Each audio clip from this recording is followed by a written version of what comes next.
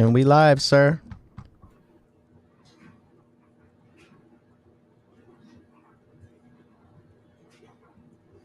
Are we live? Yep. What is up, YouTube? Hope you guys having a good weekend. Let's chop up some KBO right now, man. We got KBO starting in 20 minutes. I already did my research earlier in the day, but let's finalize it. All right. Let me check the current money lines.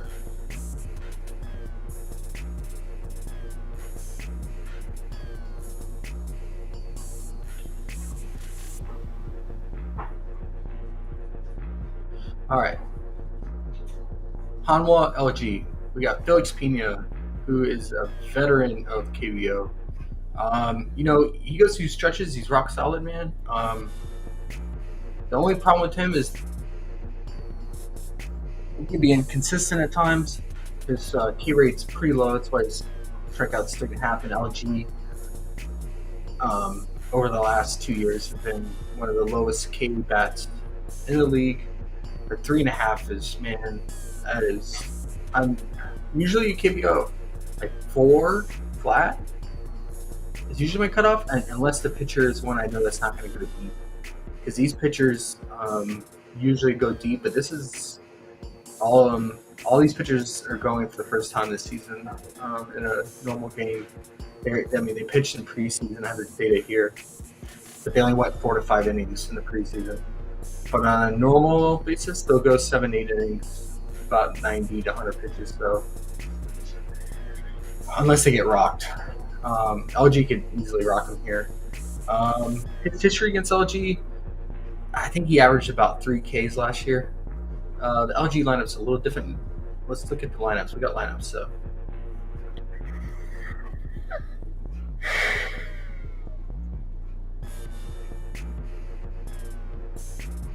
So we got Austin is normal 4-hole cleanup here. Austin Dean.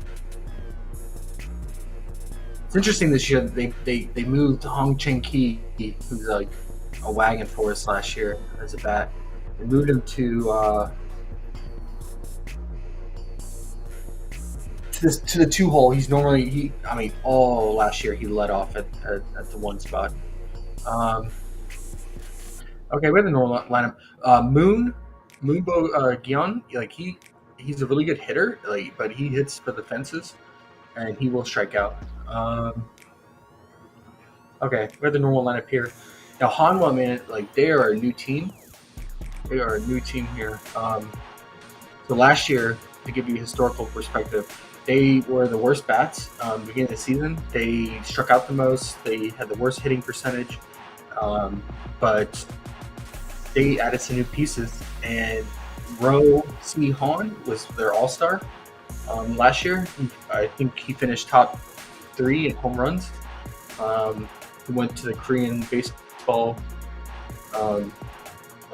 it's like their all-American team game.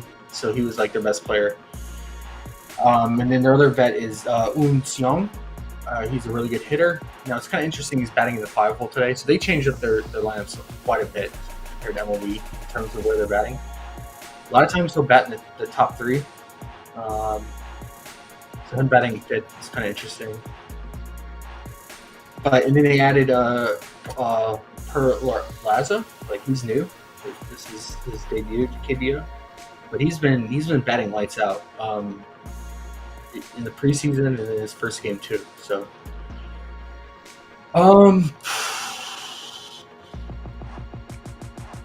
so with that said, Im Chen Kayo, he has really good history against Hanwha last year, but you got to take that with a grain of salt because, like I said, it was a different Hanwha team. I think he averaged about, I want to say, over 5 Ks against them, and then about 4.8 hits allowed.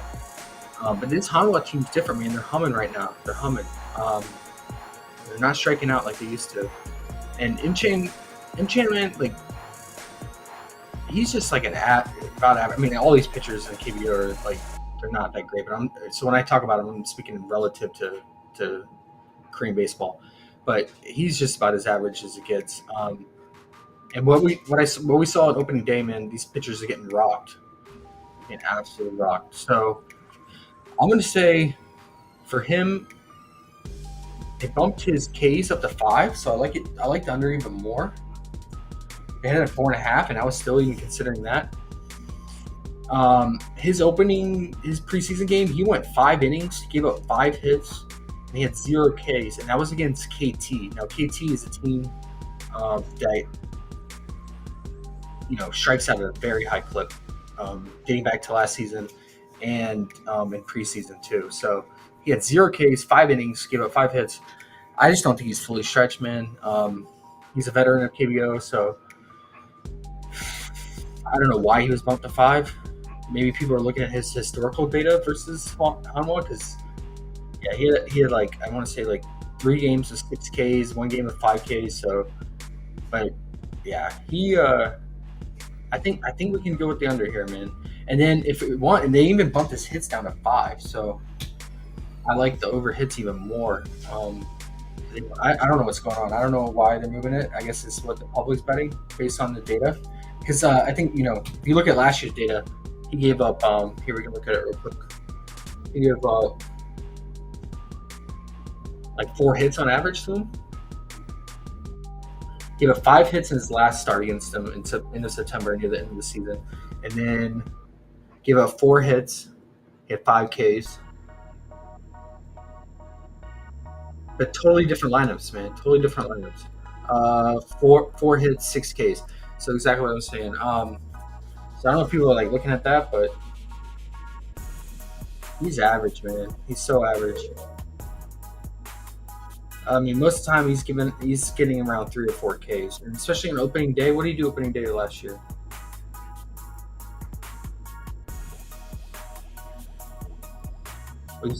He started as a reliever.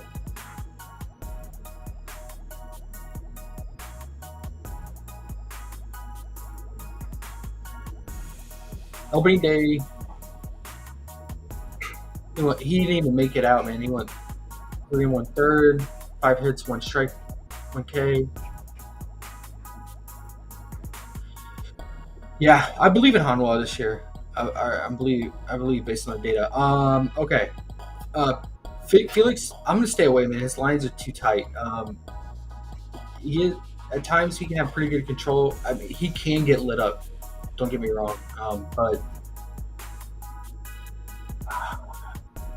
he started preseason pretty solid. He gave up 4 hits in about 4 1/3 innings, and then he gave up 2 hits in 5 innings in his preseason. He's super up and down, man. Like, he's either going to get completely torched or he's gonna come out strong. So he's a guy I tend to stay away from. He's super volatile.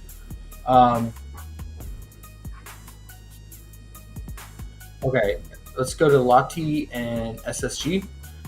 This is going to be a really good game. So SSG, last year they were number 1 pretty much majority of the season, and then they fell to the wayside towards the end of the season. They went through a really, really bad cold streak, and they fell out of first place. LG took over. But their bats in general were good, solid all season. Some of the best bats, didn't strike out, and then they just like I said, they hit a cold patch. Now Ronas Elias, last year, this guy, we took his over hits like every game in the right matchup. He would just get torched. But all the reports are saying, and what I've seen, I watched some of the highlights, like he looks different this year. Now that this is preseason, so it's hard to say, like spring training. But he's not giving up hits right now, which is weird because this dude would give up 8 to 10 hits a game. His last start he went 6 innings, gave up 0 hits, 3 Ks. And his other start he gave up like 1 hit and then had like 6 Ks. So he's a high K guy, but typically he gives up a lot of hits. But Lati, their bats are really weak, really, really weak.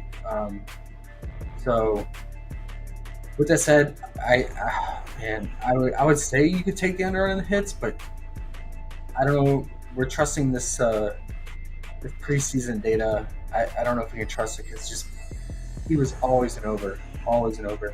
So I'm gonna stay away, and I'm gonna stay away from. Don't take. I would not take any Lati bets. I don't know. Park, he's another KBO veteran. He has really good history against SSG, like really good history. We call him Goggles, Mr. Goggles, but he. So you call him Goggles here. He does really well against him, and we have pretty much the same SSG lineup as last year. Let's see, he gave up 3 hits since the last start against him. They gave up 4 hits, only 2 runs in both those games, and then that's really good for KBO. And then 3 hits, another start, and then early in the season he gave up 6 hits, but still has 6 strikeouts. So, I'm leaning here to do the under run total if you're betting on the first 5 innings for this game. I mean, both pitchers are playing well. They look good in the preseason. Park has really good history against SSU. Both are giving up minimal hits and runs starting the season. So, and SSG, their bats look kind of, I don't know, they don't look the same. They look like they're still in the cold streak. So, but in terms of props, I'm going to stay away from this game. I think it could be a pitching duel, at least for the first 5 to 7 innings while the starters are out there. And then Doosan NC, we got veterans going here at it. Waddle, he finished the season really strong last year. He was really consistent, did not give up a lot of hits. And NC batsmen, they can really struggle at times. Let's see where the starters are.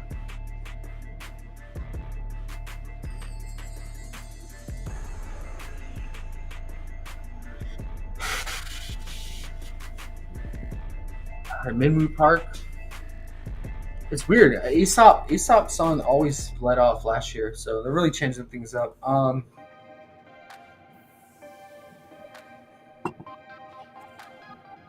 Man, the Doosan bats, they are so hit or miss.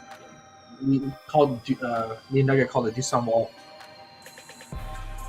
Nugget's here. He knows the Doosan Wall. They can just absolutely do nothing but just drive up pitch count on a pitcher with foul balls, strikeouts. I mean, they don't strike out, but they'll just drive up the pitch count and then fly out. Now, key thing to point out here, we're running out of time, but the key thing to point out here, Shin Min Hyuk is traditionally a reliever.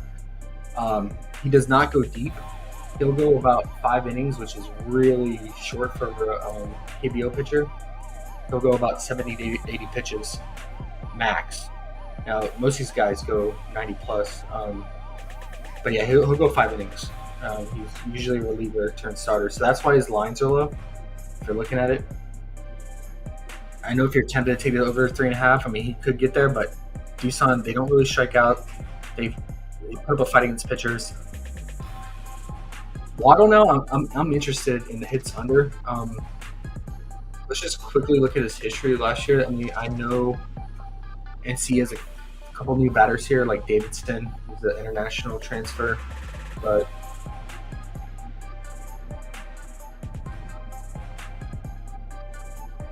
I mean, you see how he finished the season. I mean, he was super solid, right? Like 2 hits, 3 hits, 3 hits, 1 hit, 4 hit. And look at his ERA. I mean, he's not giving up. He wasn't giving up runs. He was a time lord on that mound. So he did not play NC last year. I think he was coming off an injury, so he had a late start to the season, and it took us some time to get into the flow thing. But he's got really good stuff, man, and he can go deep. And even when he goes deep, like look at this, he goes 94 pitches and he still only gives up 4 hits. So the only problem is this is the first start for him. He had no preseason games. He had no spring training games. So he could come out really rusty, which is kind of concerning. And opening day for most pitchers is hard for them. But I just believe that he can get it done here. Well, what is the lines on NC Thanos? Yeah, it's even split here, but the total was the highest on the slate, 9.5, which is interesting. So I don't know, man. They're probably thinking that both starting pitchers don't go deep because Waddle hasn't played any preseason. Shinmu, like I said, is a reliever. So when you get to the relievers in KBO, that's when shit opens up and hits the fan, and that's when the bats start flying and swinging. So these relievers are horrible, absolutely horrible. Let's get to the Samsung KT game. So we call Sung back. I call him Brokeback here. He's a young rookie from last year. He was very up and down as a rookie. I mean, he has really good stuff. He can strike guys out, but he can also get lit up. But he held it down. Let's just look at his history against Samsung.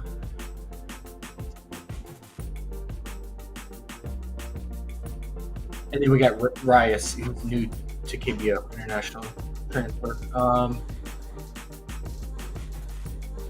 5 hits, 4 strikeouts last year. 9 hits, 6 strikeouts. 4 hits, 8 strikeouts. Yeah, strikeouts were really up and down, man. And then opening season, he gave up 2 hits, 6 strikeouts in 5 innings. So I like Samsung when they're at home, but I think this is in KT. So yeah. Now KT, their bats, man, they're just not it. They're not it at all. And Rice, from what I've seen and looked at, he looks really solid. Coming in here, and these KBO pitchers, batters have not seen his pitches before, so most of them, and I think this is the first time he's going against KT, so it's going to take time for them to adjust to his pitches. I think we consider the under hits here. KT bats, yeah, they're not. They're not in. He played in the preseason. He played Kia, which are the best bats in the league besides LG, and he only gave out 2 hits and he had 3 Ks. So he had a really solid outing in that in 5 innings. So I'm gonna lean the under hits there. Yeah, almost even money line between the two. Yeah, is it still 5? Still 5. Okay, and then yeah, let's do this. Rias, M Chan, under strikeouts. Rias under hits. And then what was the other one I had interest in? Jesus. He's a new international transfer going against Kia, man, at home. Some of the best bats, so I have no idea what to expect from him. Stay away. And then we got another Mr. Goggles here, Yang. Kiwoom, they strike out at a very high rate, but Yang is a lot of times he just doesn't have a good arsenal for Ks, so I would never take his Ks over. Kiwoom, KT, and Hamlo, those are the top 3 that struck out the most last year. But like I said, Hanwha, different team in terms of bats. But Kiwoom and KT, from the preseason data, look like they're striking out still the most. So these are probably 2 I feel pretty good about. Wow, they bumped Felix all the way down to 3 flat. I'm definitely staying away from that. And then if you want to take a shot on Ronis, man, and hope he keeps it together, and then Waddle. Maybe something like that. If you want a 4 pick, and then if you want a 5 pick, I never play hits run RBI when they're at 2 or above. That's ridiculous. This just has push potential. Like, this is dumb. I would go under some of these.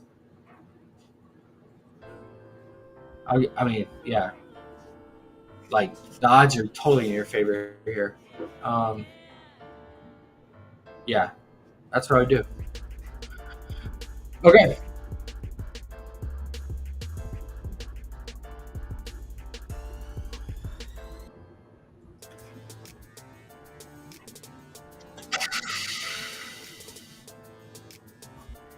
Let's get it.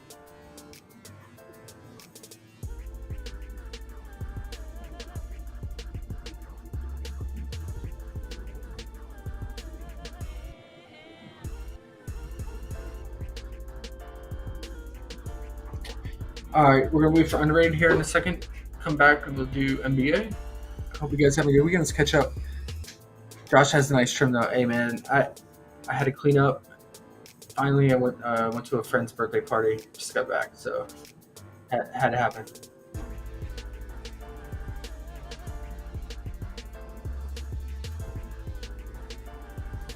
All right,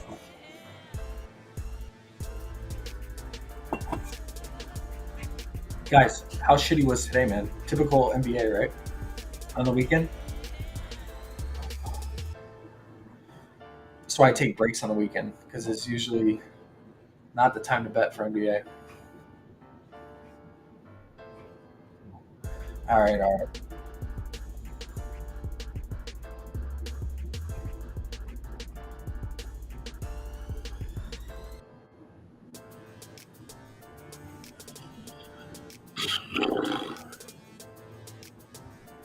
But yeah, as we get more data, like it's pretty shitty. Like we don't have any data to go off of. But once we start getting data in the season for KBO and Japan League, MPB, Nippon, like I compile like all this data and I keep like a running track of it.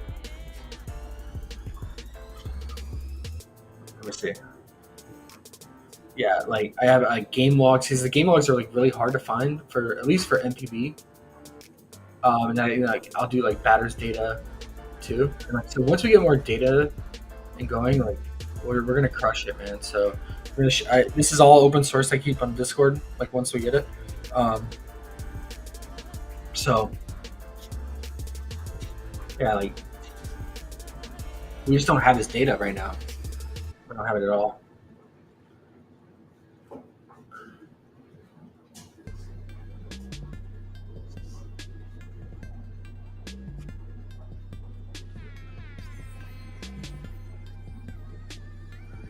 All right, let's catch up with chat, man. What's up, guys? Jermaine, what up? What up? Sean, Big Sean Drake. Hey guys, just watching Fast and Furious. Nice, man. No NBA in the stream? Yeah, we're about to do NBA right now.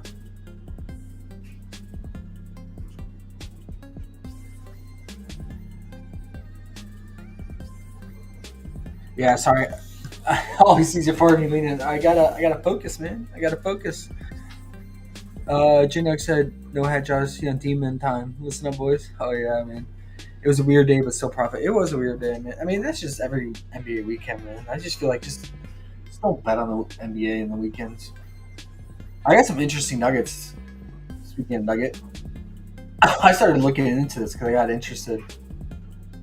There's like you can look at split data, like splits for NBA players, and holy shit, man! Some of these guys have massive splits on Saturday and Sunday versus like the normal weekday. They like some guys like their point average on a Sunday versus like any normal weekday is so much lower. I don't know, man. Maybe it's just like the week catches up to them by that time, and maybe it's just less viewership. Nation, I don't know. I don't know, but it's real. We'll get into that. We'll look at that. I think it's something to really consider if you're considering a player for his over. Is look at the data splits on the weekend. Um, but yeah, let's dive into it. Let's close out KBO. We'll watch it on the side here.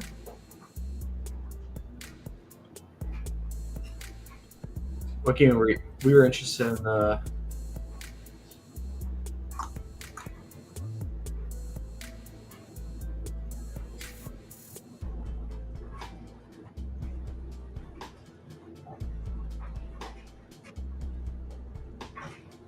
Yeah. Okay.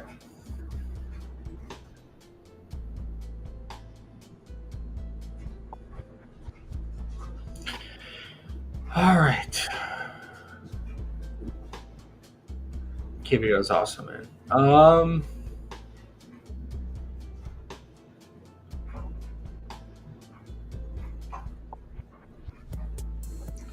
6 games, and holy shit, these totals.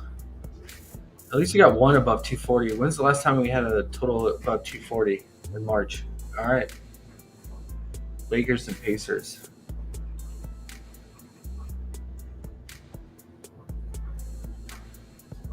Thunder Bucks should be good.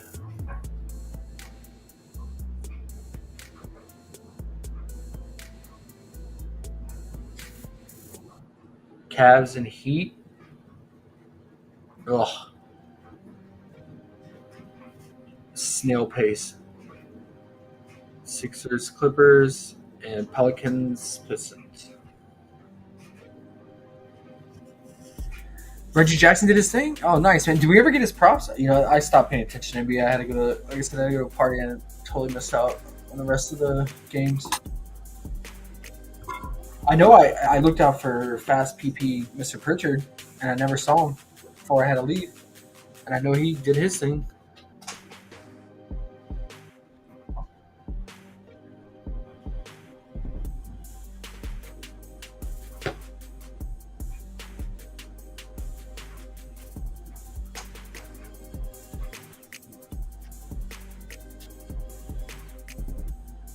All right, let's.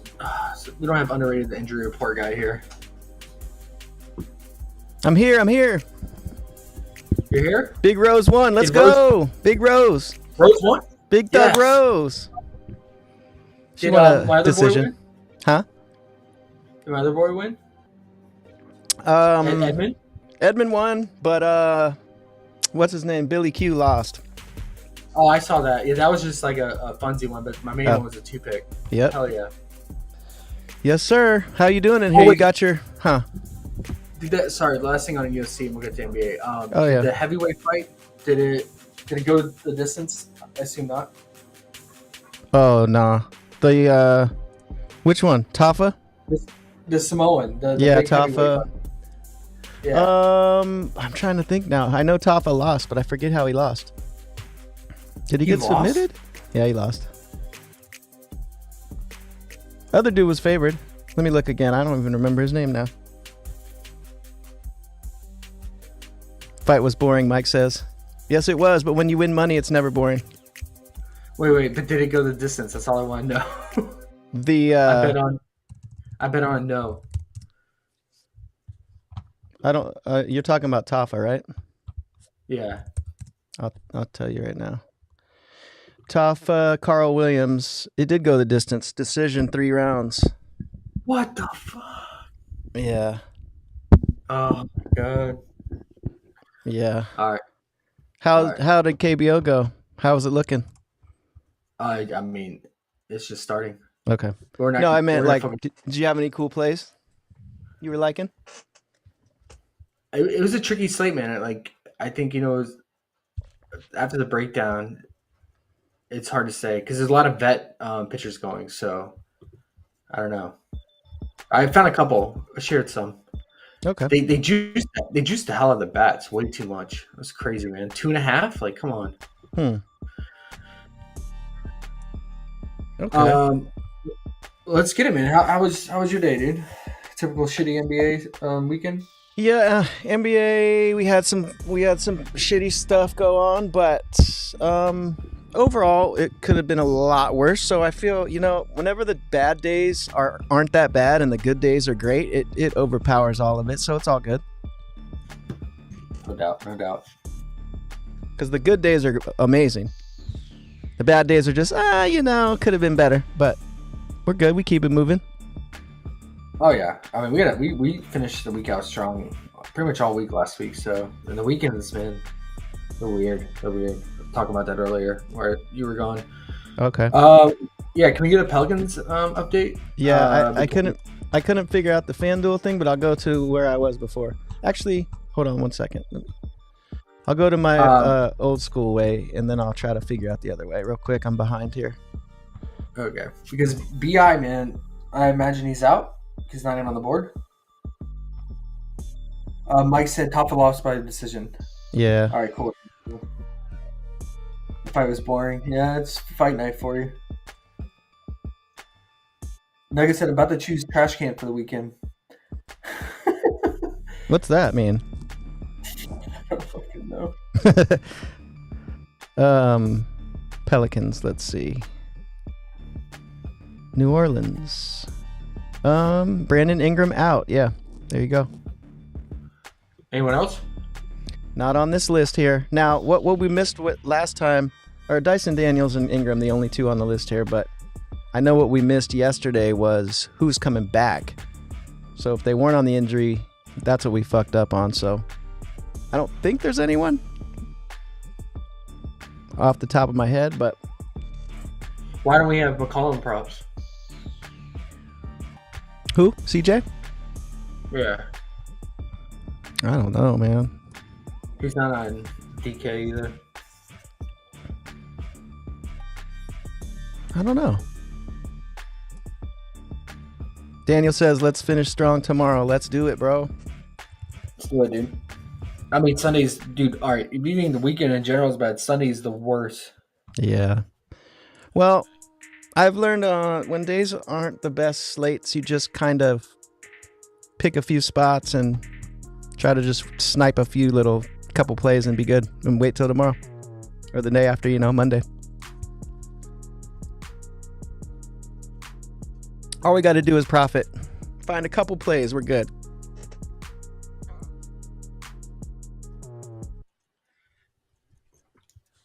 Yeah, I would go light. It's only 6 games, but let's see. I mean, some of these matchups are, well, we could find, if we can find the right unders. Like this Pelicans, I mean, it's a 12-point spread. Is Duran out? And what's Cade's status? I know he's been a carousel.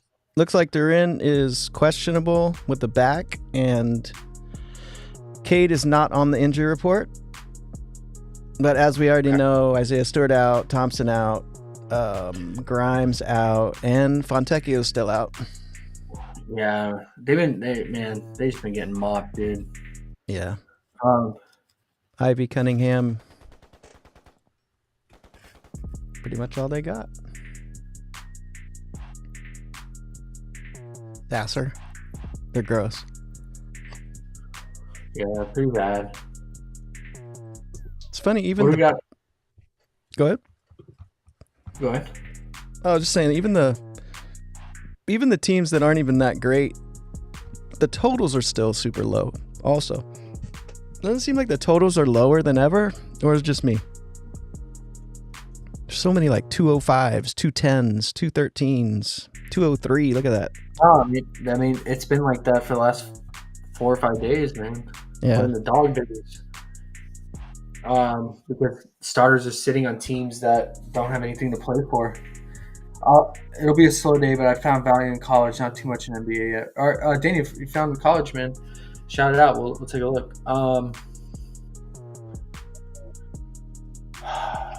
It's weird. So we have J-Bal's PRA and Zion's PRA, but not their points. I saw J-Bal got some rebounds last game and actually cleared his PRA. Yeah, I'm glad we stayed away, man. Mm-hmm.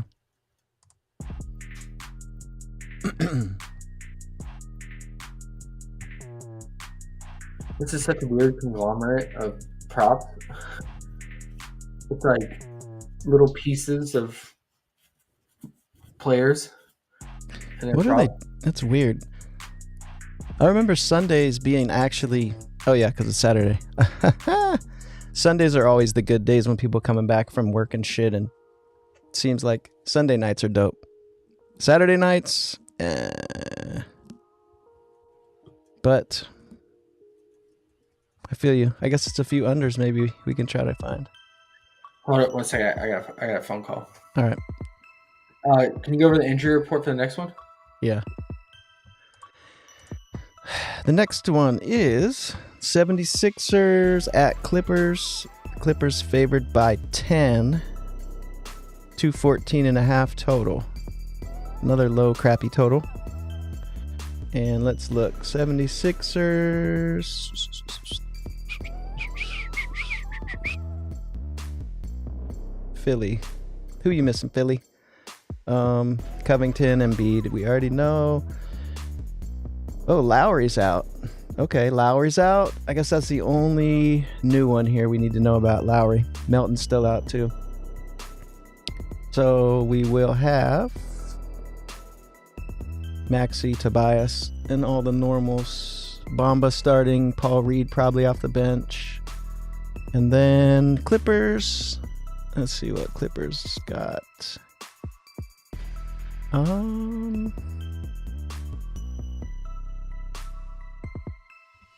Daniel Tice questionable. Westbrook still out.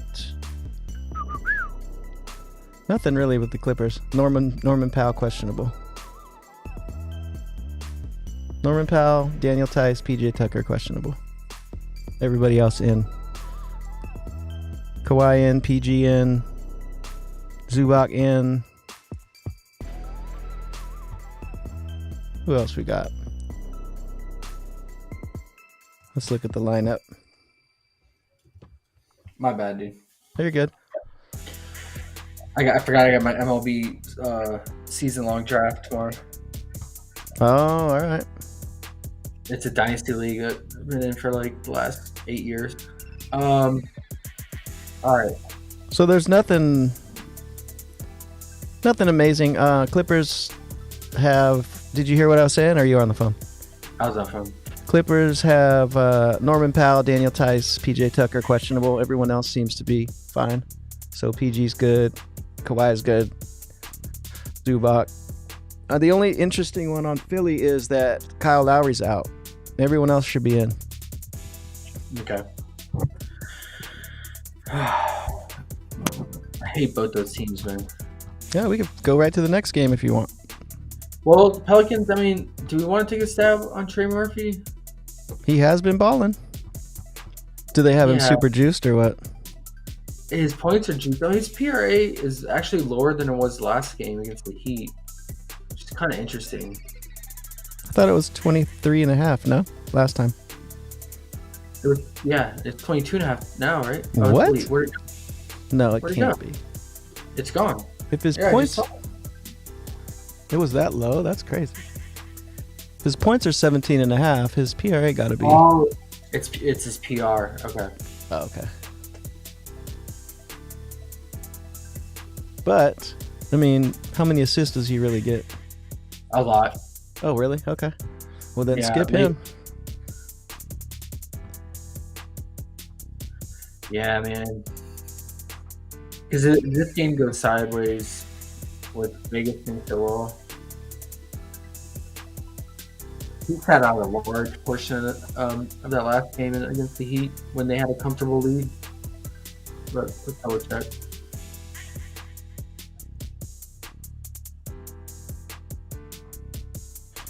Go post again that we're talking basketball now.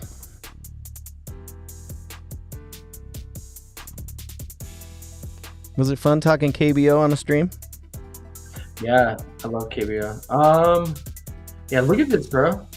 He sat out the entire first half of fourth because they were dominating, and then Zion never even touched the court. I don't like that, guys. I don't like. Wait, who are you looking at? Trey Murphy? And just Pelicans in general. So they had a pretty comfortable lead start of the fourth quarter on the Heat, pretty much all game. And then Trey, look how much he sat out. We are so lucky because we took his PRA that game, and he had 23 exactly. Needed one more of anything. We're still lucky he even came back in for that 2-minute stint and got that assist. Super lucky. But look, Zion didn't even come back. Zion did nothing, huh? Yeah, he's bunk. And then wait, hold on. He's what? Okay. Yep. Kind of scary, man. It looks like, they're holding back. Yeah. Trey Murphy, you're a little too juiced for our liking, buddy. And look how smart they are. They don't even give us his first half props. What? Just his points, not his PRA. I guess we don't even have his PRA. Damn. It's nice that he's playing the entire first quarter, though, with BI out. He took 2 shots in the second. He took 4 shots in the first. We got his first quarter prop. I'm sure they know about it and juiced that too, though. I would assume.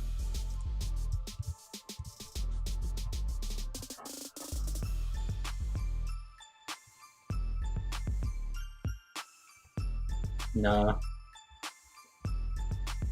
It's not a DK at least.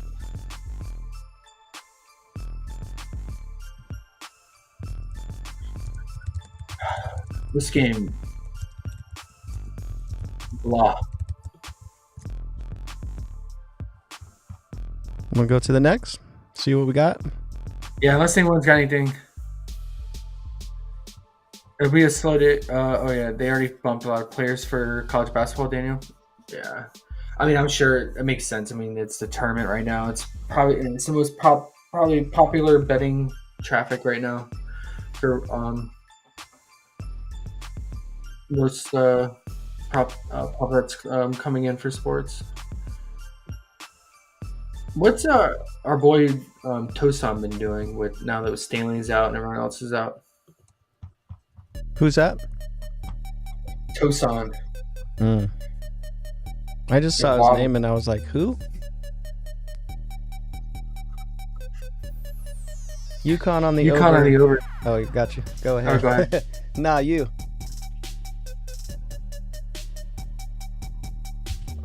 UConn on the over is absolute lock for tomorrow if any of you guys want to throw it in for your parlays. I appreciate that, LFX. What are the odds? You talking men's, I assume, right? Or women's? Probably men's. Women's with Paige. Not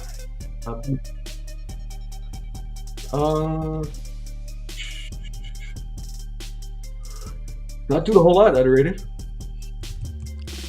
What's that? Tosan. Oh, much, bro. Yeah. I'm not surprised. These teams are ugly, guys. Oh my gosh. This is March. Men's on over points. I got you, yeah. A lot of people think, favored to win it all, right?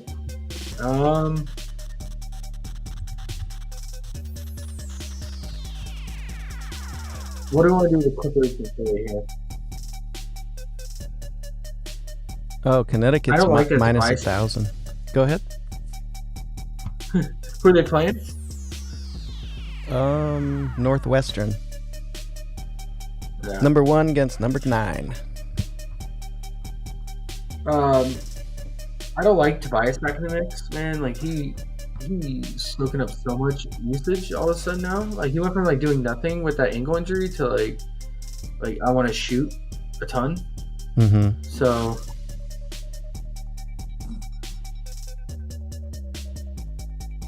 And Kelly Oubre is like in try-hard mode right now to try to maintain a contract. Right. Whether it's Philly still or closest. In Philly or where else.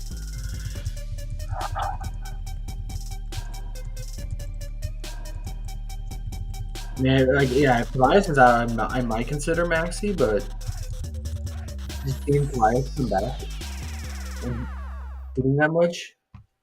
Like he led the team in shot volume in the first half. It was so annoying, so tilting. Look at him. He took triple the amount of shots in the first quarter than the entire team.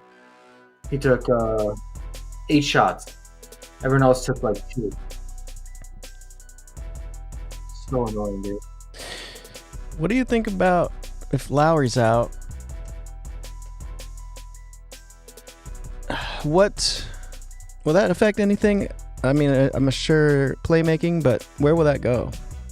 And have they adjusted that? I assume they have adjusted what Maxey assists are higher. What do they do here? I mean, Maxey still has normal 5.5. That's what he's been with Lowry in or out. So, yeah, if you want to take a stab on it. But I just think it means more minutes for campaign, right? That's true.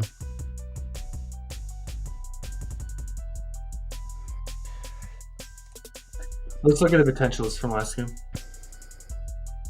Because last game was the only game that like they were somewhat fully healthy with everyone with like Tobias back. So let's see what the potentials have looked like.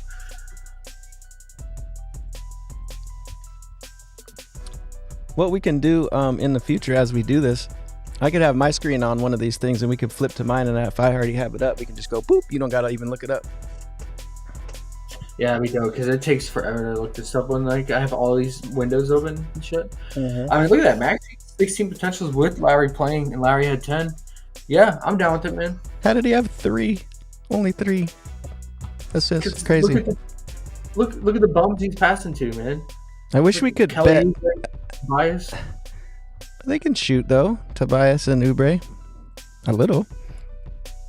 Maybe well, the Clippers aren't a nice team to go against either. What was I gonna say? I wish they had let us bet on potentials. That'd be dope. Yeah. They probably will one day. LFXNN says Siakam at 7.5 rebounds again. Always love his lines. Yeah, LFX. We've been tracking that data, right? On our streams, and he's been leading the team on rebound chances. Like he's getting it done on the glass for the team. So I don't hate it, man. I don't hate it.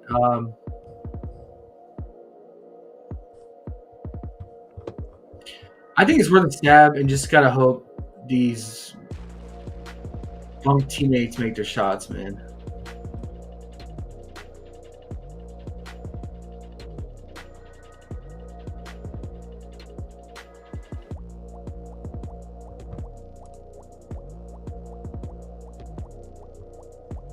Bunk teammates. I mean, because like if you're taking a point guard's assist prop, you want like somewhat formidable center, because not only like catch and shoot threes, like some of the highest conversion assists plays, but like the dump downs to a center or cutting forward in the paint, like those like high percentage shots near the basket. Like you want solid players there, and Mo Bamba is not it. Paul Reed's not it. So he just has no one to like dump it down to in the low post. So I'm sure that's why his conversion rate is so low. I mean, 16 potentials and 3 assists. That's horrible. It is. That's what's keeping it down at 5.5 though. So there might be a little value with the luck coming back around, with them actually hitting a few shots. Yeah, I mean, natural variance. You just gotta hope the guys hit their shots. So.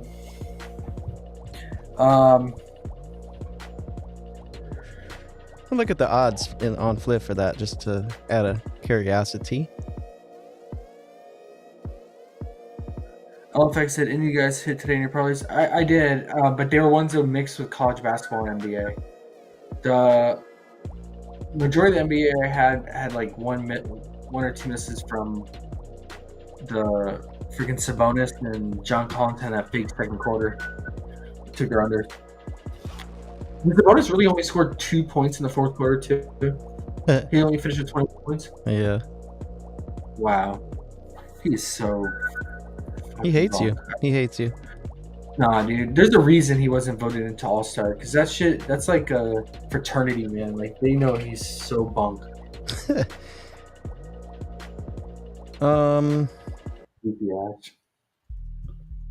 Minus 145 on Fliff is the maxi assist. So it could be 6 tomorrow. Okay. What do you make? Like 8 free throws, which is he's like a 68% free throw shooter. He's a horrible free throw shooter, and he made like all 6 of his free throws, or however many he made, 6 or 8. I don't know. Let me look. And then we take his over against the best matchup against the Wizards, and he completely shits the bed. God, that dude's the worst, man. He's absolute worst. But you know what, though? This was his 50th game in a row double-double today. I don't care. What do you mean? 50? You're 7 feet tall. Anyone can get a fucking rebound, dude. But tell me horrible. Tell me another dude in the league that got 50 consecutive double-doubles. It doesn't matter. I'll wait. If you're that big and you're the only one getting rebounds. Bro, he has hella triple doubles too. He's not horrible. He's just an asshole to us. No. He's not it, bro. There's a reason he was not voted into All-Star.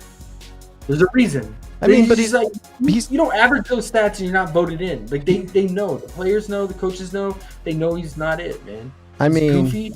He can't create his own shot consistently. I mean, he's horrible on offense, in my opinion. He has no shot whatsoever. He has no dribble skills. I mean, he has a lot of triple doubles in the NBA and starts, and he's good. He's maybe not in the top 10. That's what. If that's your argument. I'm speaking relative to NBA. I'm not speaking on like. He's still, bro. He's still a triple double guy.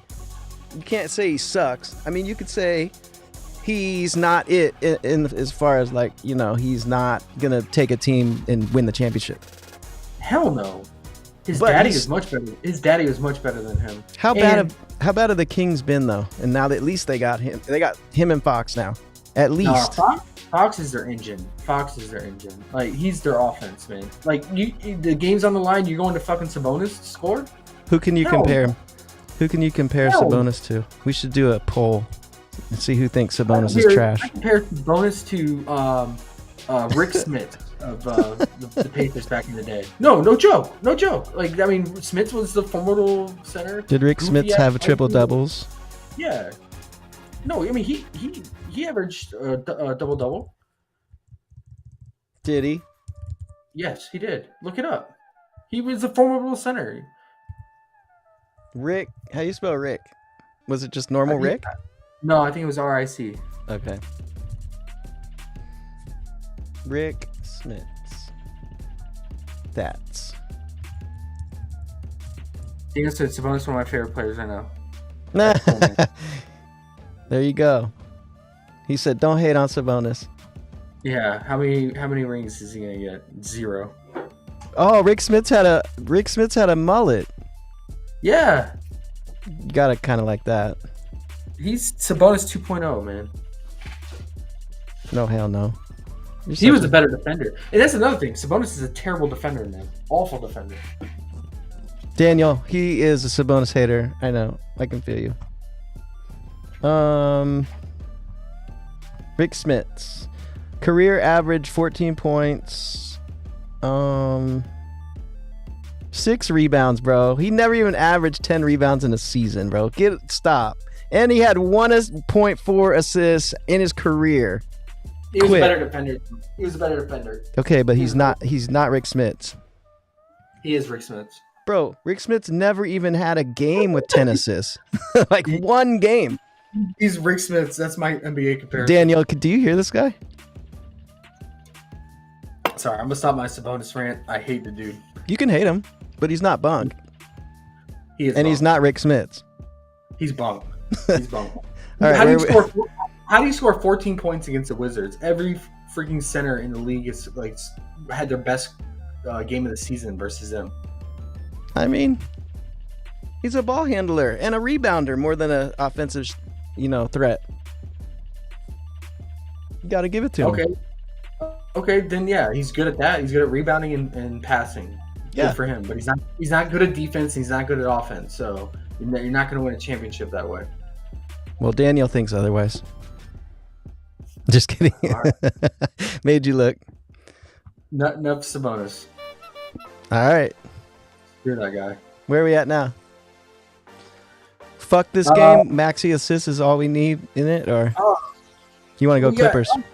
We got. I didn't even think about this. We got Harden returning to Philly, and he hates Philly, man. Absolutely hates. Was it Morsi? He hates the organization. Straight up called him a liar. It's in Philly or it's in LA? Oh, it's in LA. Shoot. Kind of takes the luck away.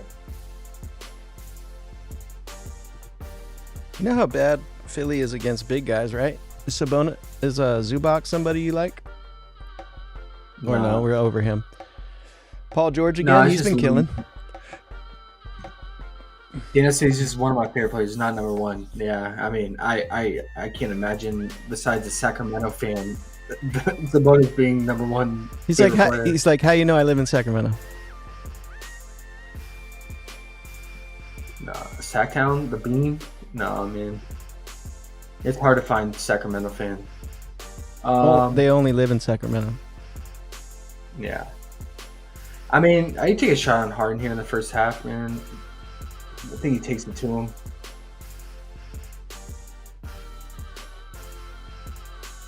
He should. Philly's terrible. I would consider it a 3-point prop with first half PRA. It's a spread. I mean, since Philly is somewhat healthy, it might go the distance, right? 9, but it's in LA. 9.5 points. And it's a Sunday. Let's see how Harden does on a Sunday. Let's look up this split, man. I was looking into this data, and this shit's real. Oh, because he went out and partied? Yeah, you know he's hitting. He's a club guy.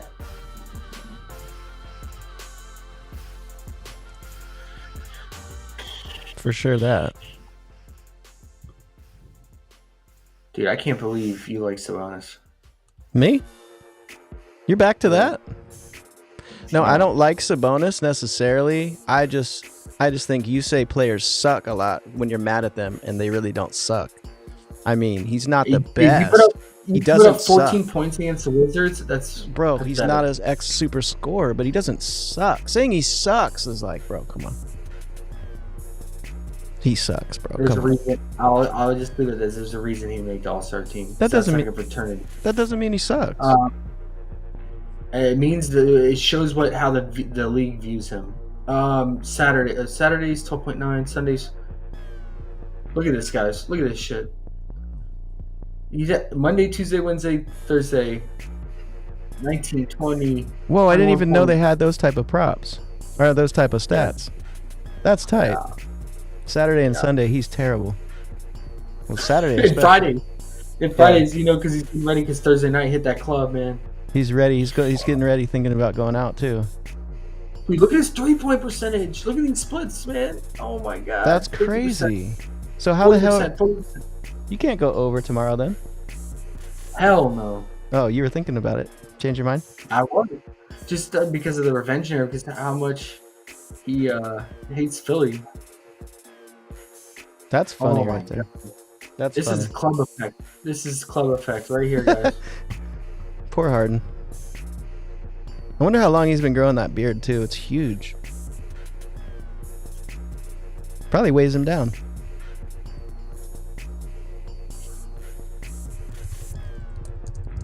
That's wild.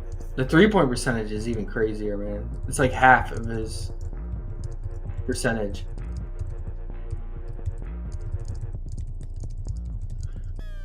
Man, if he wasn't playing Philly, I would take the under. Show. Yeah, Philly's trash. Well, that and just like he might play a little extra motivated.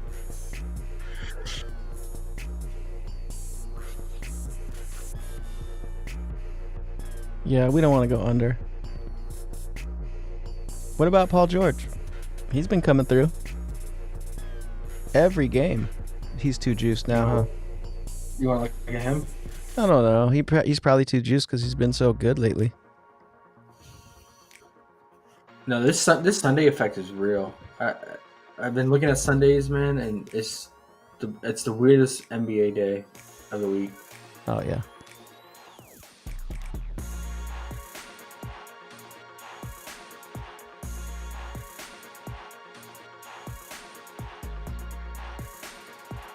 This lowest point total. Look at that, 18.9. Sundays. His lowest 3-point percentage.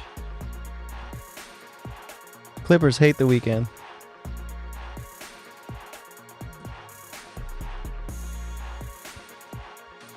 What about Kawhi? All players. It just seems like all players. Kawhi? Yeah, I mean, it all comes down to what their lines are at, but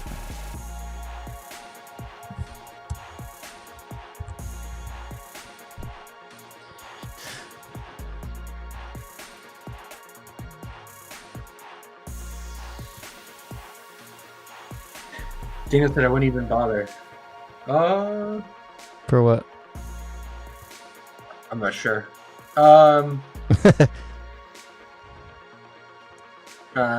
The weekend doesn't affect Kawhi. No. Kawhi's just chilling, man. Yeah, he doesn't go out. Look at him, he's just chilling. He's like, bro, He don't care. I've done everything. I don't need to go out and party anymore. Done with that. Yeah. Bad night, Okay. Daniel says. We want to see who's in the next game, or? I mean, Maxi's assists with Larry just based on the data we saw, and at least Tobias is back. He has someone to pass to. I mean, It's just the Clippers, I guess. It's a little scary, but I mean, it's the best place. Their defensive rating lately has been pretty bad. So okay, not a bad. It's a low number. It's probably going to be 6 in the morning too. So it's something to look at. Yeah. I mean, it's mid-tier. I mean, and just it's value, just because of Larry being out. But just remember who it's a Sunday and who he's passing to. So, and if he gets hot, he's not going to look to pass. He's just going to go straight ISO to the basket. Man, I'm really tempted to go under on Harden. Like, no joke, dude. Well, if you want to. The splits are real. And if it blows out? I don't hate it. It is the Philly effect, though.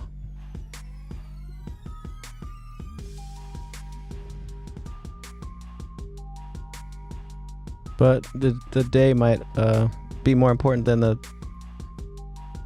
Actually, he might be back and knows his spots to go on Saturday night, so actually might be decent.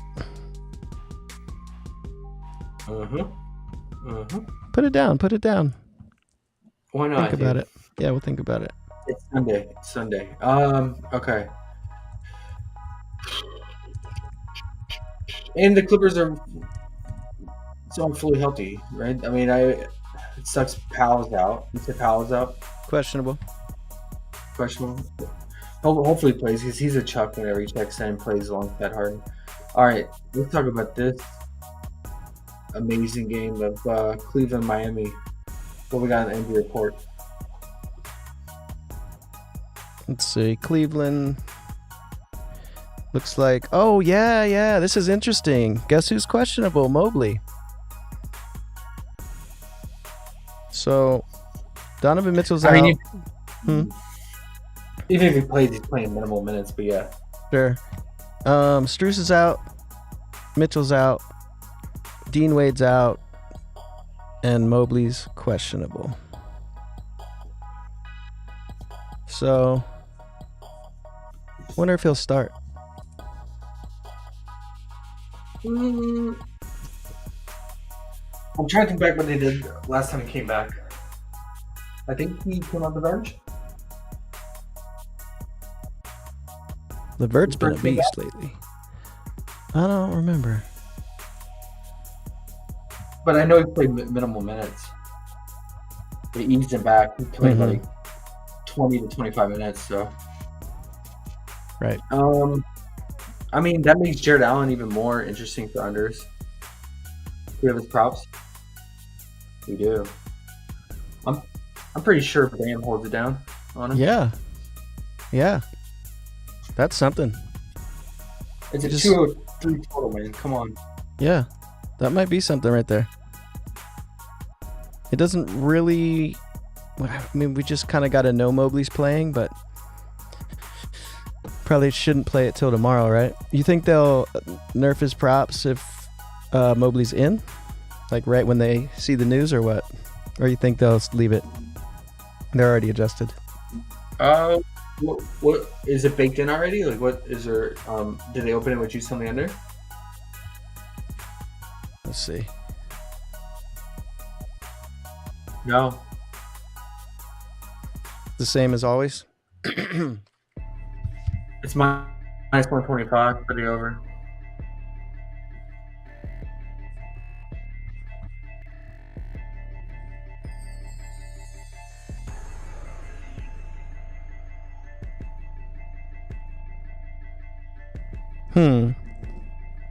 Let's look at Miami side. Injuries.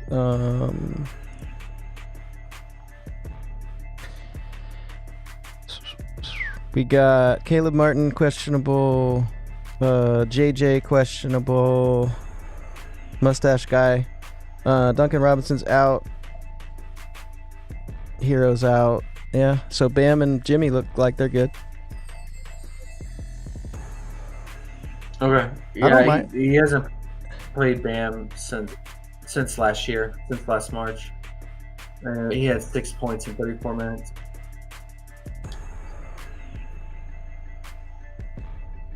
I wouldn't fuck with the rebound or anything like that, because with Bam taking like those little middies and shots to the rim, like that probably increases his rebound chances. So I would leave out anything rebound related unders for Afro Man.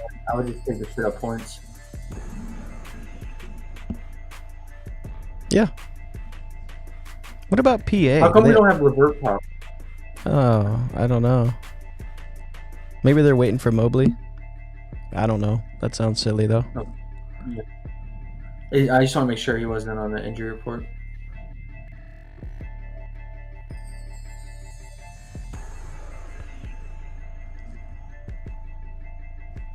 No, he's not on the injury report.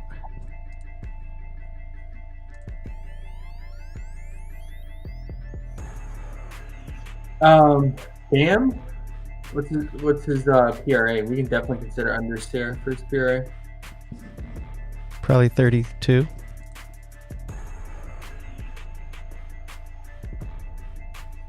Because especially whenever Jimmy's playing, like Jimmy wrecks his RA. Is your mic in the normal? Is your mic in the normal spot? It seems like you're a little muffled. Is that better? Yeah, way better, I think. Okay. Bam. Yeah, come on down, Bam. 31.5. Yeah. I think tomorrow will be under day, really, to just think about like a couple unders and call it good. We'll see. But yeah, that one feels good. I mean, it is nerfed. It is. Because of the matchup, the total, and Jimmy playing. I mean, he's normally, what, 33.5 minimum? Yeah.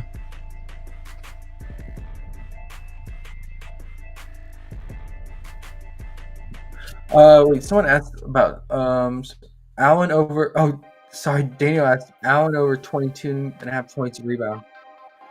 Like, you could definitely get the rebounds versus Bam here. I didn't see that.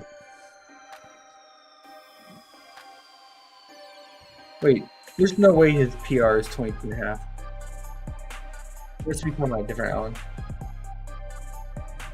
Grayson Allen must be. No, that's too high for him. Jared Allen's the only player on the board. He must be, but he's not 22.5 PR. Heck no. Points are 16.5. Yeah, they don't even have his PR. His PA is 19.5. Daniel, you have to let us know what that means, sir.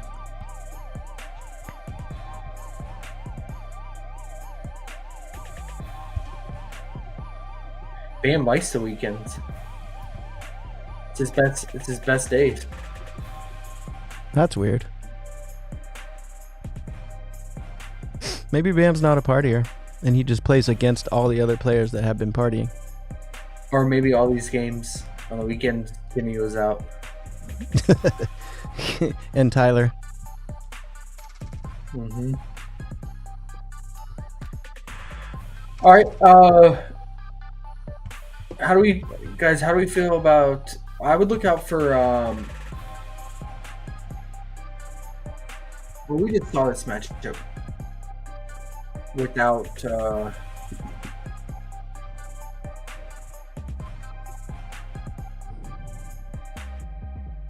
Who didn't play? Bam didn't play? Yeah, Bam didn't play. We just saw a smash him. Bam didn't play. I would look out for Sam Merrill props again. What about the Utah legend? Right for a lot, but he tore. Yeah, he was sweaty though, man. Like he did nothing in the first half and hit everything in the second half. But look how many threes he took, 11. Garland took 12. I mean, that's just what teams do against the Heat. Sam Merrill went 4-9. He took 9 threes. Like, that's just the funnel effect. So, how do we feel about Garland? We trust him? I mean, he's so hard to trust. Yeah, I don't like him. I thought I saw the just 3-point prop on the board. Did they take it down? You just thought the rebound one was a 3-point. It was so low. Yeah. I hate taking Garland. I liked him back in the day, man, when there's no Donovan. He crushed his assists every slate. And whenever they put it at like 8.5 or 9 flat. Yeah. Not now though. And there was no LeVert either back then. You know, about like 2 years ago. Yeah, LeVert's been doing a lot. He crushed it. Yeah, LeVert's killing Garland. I want LeVert props. Where are LeVert props? PrizePicks, you fuckers. Yeah, look at LeVert had 12 assists, man. He probably counted for a lot of these 3 balls to Sam and to Garland and the good old Mr. Gorgeous.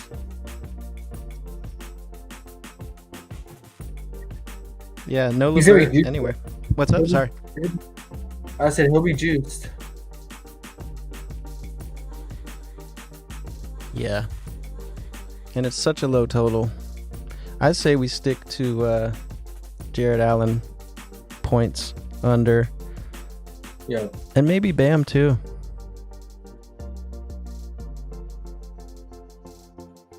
You can always go under Bam, yeah. Unless he's playing Portland. Yeah. Or the Spurs. Or Jokic, he dominates Jokic.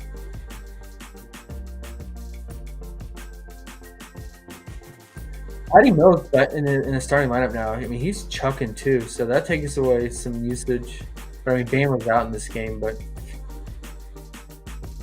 let's see. He's chucking. Might hurt the usage. Hey, what time is that Aussie game at? 37 minutes. Shit, guys. All right.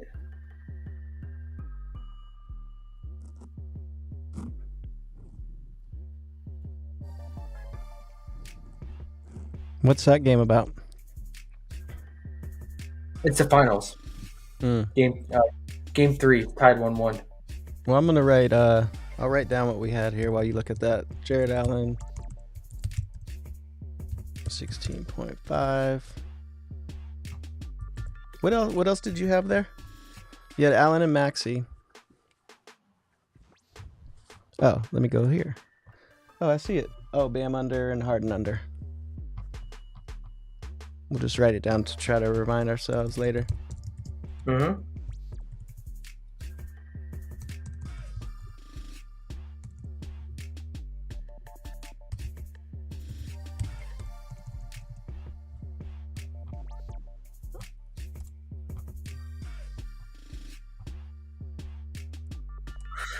Okay. What we got?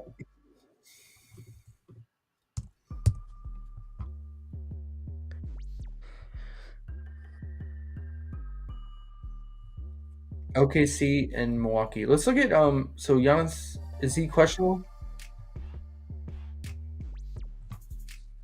Let's see. Giannis is questionable. Middleton's questionable. That's it. Oh, no. Giannis is probable. He's going to play. He still doesn't look right, man. I would stay away from him. He's just... Take his under. No, look how low, like, they're nerfing. They know. Middleton's going to play. Middleton's probable too. So they should be healthy. The whole team. Yeah, that's gonna make things even more. That's tricky. why he's nerfed, huh? Because Middleton's back now. Everyone's back. And I don't know if you watched that last game. His first game back in a while, he did not look right against Brooklyn. Mm. And there was no Middleton; it was just him and Dame, in a really primo matchup. Gotcha.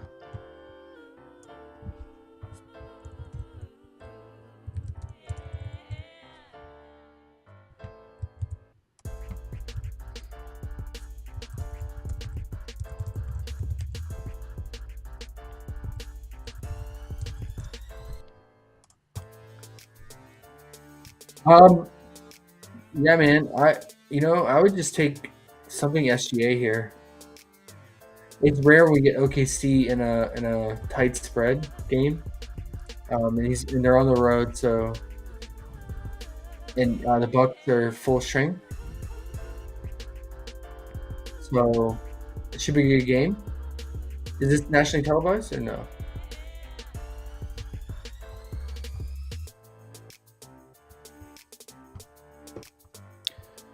Let's take a peek.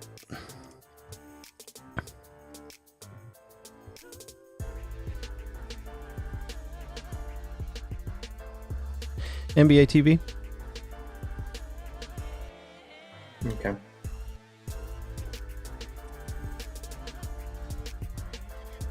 Yeah, I mean the Bucks still getting torched by primary scorers like guards on the team, so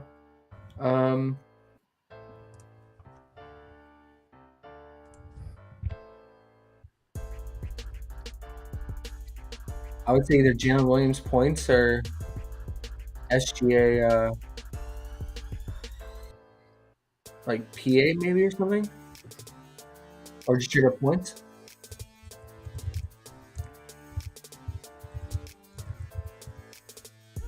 I think he commands the floor here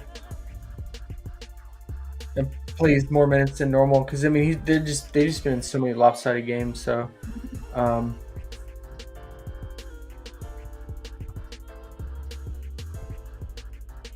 yeah.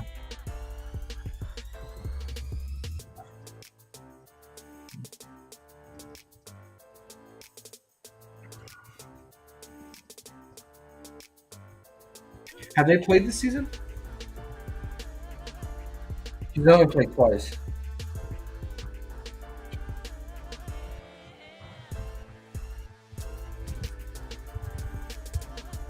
Wow. Actually hasn't played him since 2 years. Almost 2 years. Wow. Okay. Why is that? Must have been out for the game last year and then Must be scared.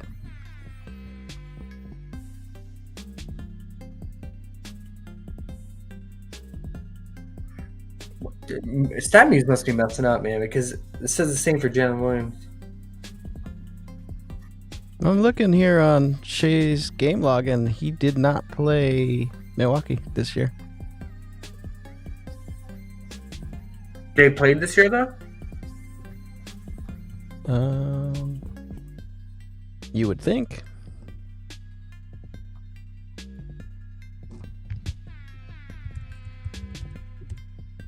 Well, they were Western and Eastern Conference. They only played twice. No, they play tomorrow, and then they play April 12th. Okay.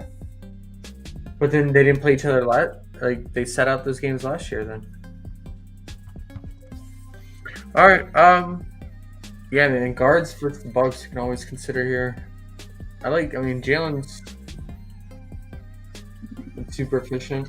SJ's gonna do his thing, but you're paying a higher line. And we're not going Chet today, are we? For once. Nah, man. Not the spot. He might get bullied by.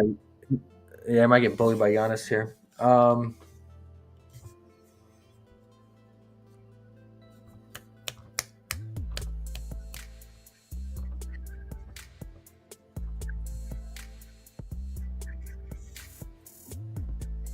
Yeah, I would say SJ's points or Jalen's points.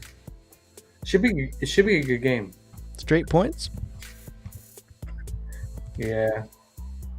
I mean, that's all Jalen's doing is scoring. His RA is just nerfed to the ground lately. Okay. What do they got SGA, him I at? mean, yeah. I mean, you incorporate the assists for sure, but what's his assist line by itself individually? Giddy's actually been playmaking again. Minus 145. Okay, so that's why it's 36.5 because there's juice on the over 5.5. So, and points are 30.5.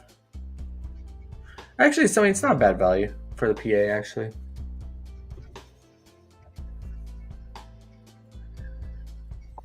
yeah, I'd probably go with that. I think his PA is normally 37.5. It fluctuates between 37.5 and 38.5. So, all right, it's not a bad value. And then Jalen, what? Just straight points? Yeah, that's all that he's been doing lately. What do they got him at? 19.5. All right. I mean, he's been averaging right around 20. Good matchup for him. Good matchup. His shooting percentage has been so solid, man. Like, okay. Within like 15 feet, anywhere between 10 to 15 feet, he's shooting over 50% and then shooting over 40% from three. So, really, really solid. It's just he just doesn't get the shot volume because he has SGA on his team. Bucks side, it's a great rebounding spot for Giannis here, but again, like he just does not look right, and his rebounding's been so up and down this year. Yeah, it's not been the same as it used to be. I look over Bobby Portis first half PRA because when he checks in, he's going to be going against a really weak second unit of OKC. I mean, OKC's main weakness, I mean, they're a solid team overall, but their main weakness is in the front court, obviously, and on the glass. Bobby's going to get his rebounds. He's going to be going against the other Jalen Williams with the Y, the second unit. So I look out, if his first half PRA is at 12, don't play full game because he just barely plays in the second half. Play the first half. If it's at 12 flat, what it's normally at, that's probably my favorite buck prop. And then other than that, I like Middleton, I think, in this matchup because I think what's going to happen is I think Dort is going to focus on switching between Dame and Giannis and helping out on Giannis, and then Jalen's going to help out on Dame whenever Dort's on Giannis. So I think Middleton will probably have the easier matchup here and get switched on to Giddey when Giddey's out there. And then if it's not Giddey, then Isaiah Joe. So, what Middleton prop would you look for? he gets it done whenever he's out there for his RA.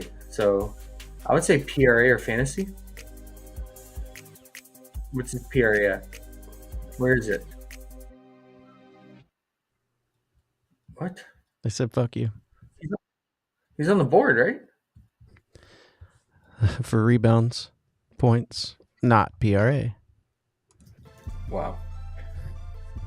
Mike says, do you think Jalen can get some steals? And I do. He said, isn't Middleton injured? Middleton's, he's been back, and he's probable tomorrow, so he should be good. Yeah, he sat out last game because it was a back-to-back, so it was maintenance.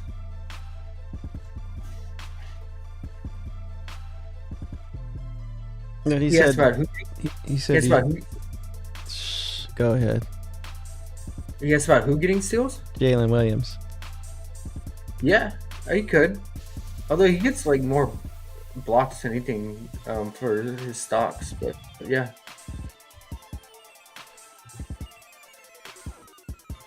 Oh, 1.5 block steal. Yeah. Dame will turn it over. Let's look what the Bucks have been doing turnovers.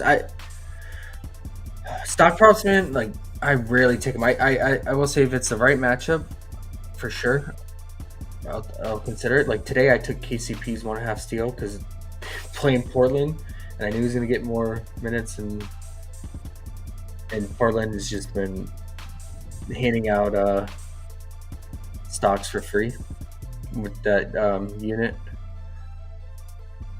Remember I told you Portland's my team? I'm sorry, dude. He got the 1.5 steals. I told you he was going to get it. I can't do that against my team.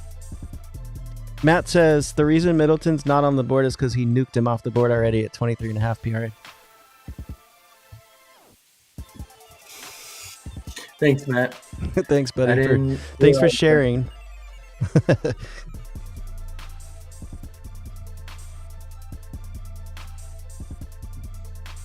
Bro, I hate looking at your hat, bro.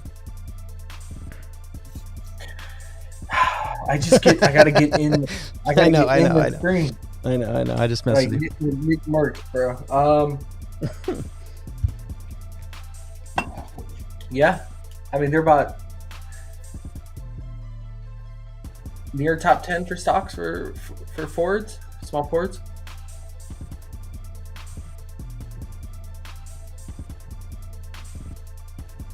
I would just take his fantasy if you're like on the fence with it. Just incorporate his scoring with the stocks. Well, the problem is like he's just not playmaking lately, doing anything else. So let's just double check.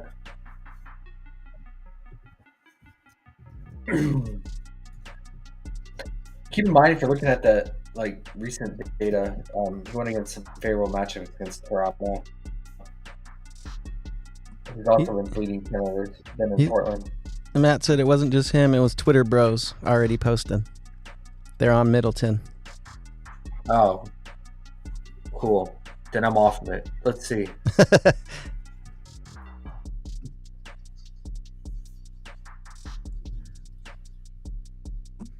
That's why I never go on Twitter.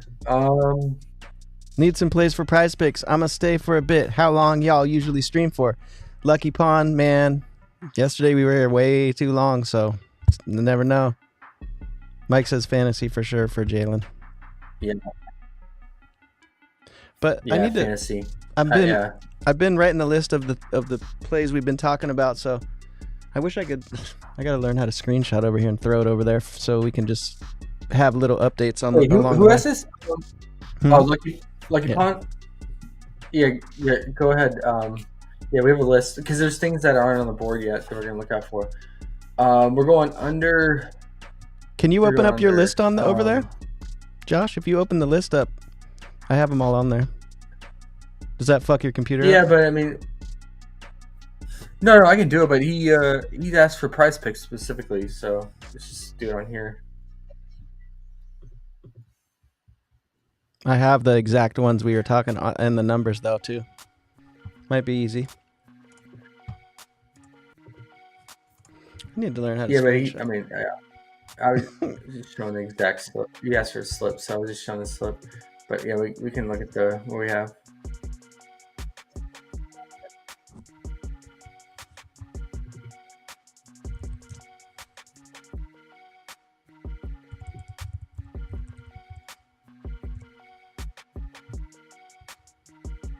You can see, we talked about Maxi's 5.5 assists with Lowry being out.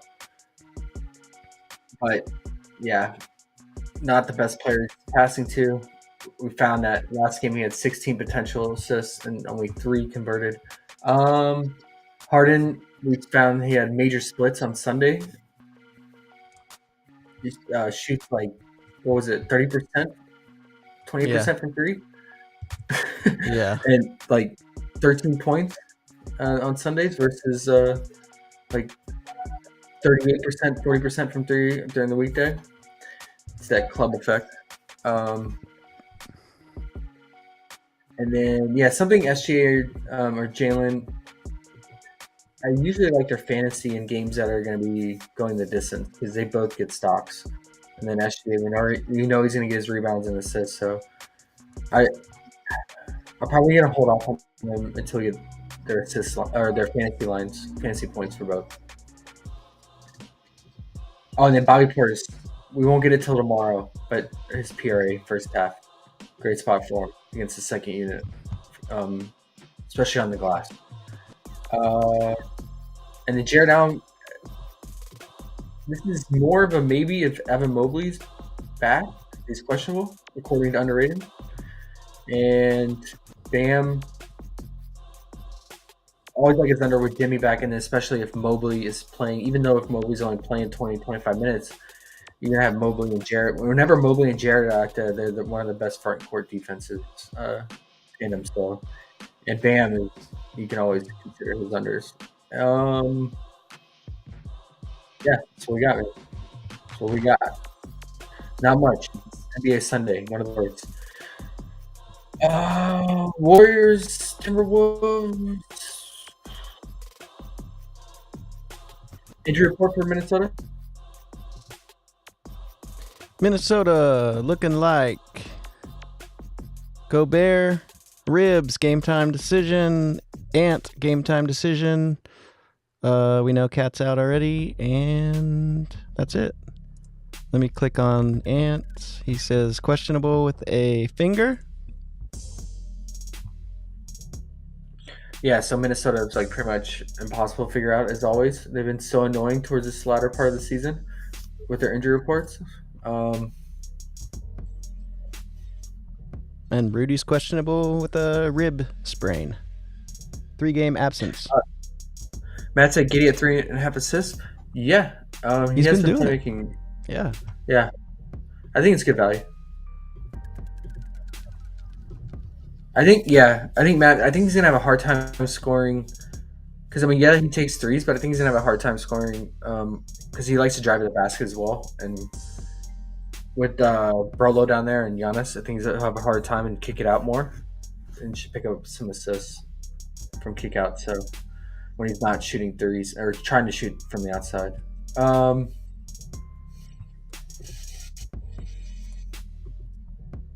I don't like anything from this game, guys, whatsoever.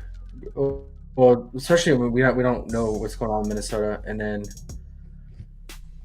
with the Warriors at full strength right now,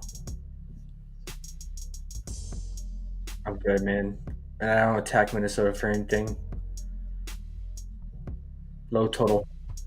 And the Warriors are starting a huge, long road trip here. This is the first game of the road trip. So Pacers, Lakers?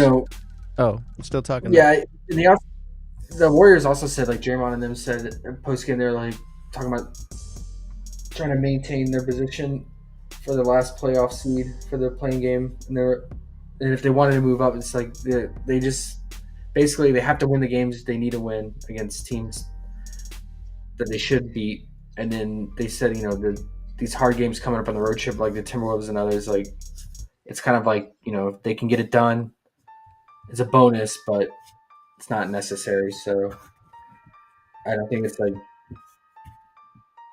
they're kind of essentially playing with house money.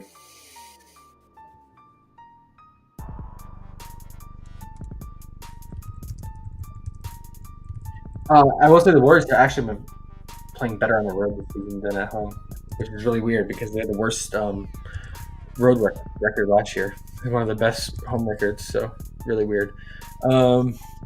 Cat is out due to knee, right? I think he's out for extended time still. Looks like 3 more weeks, yeah. Yeah.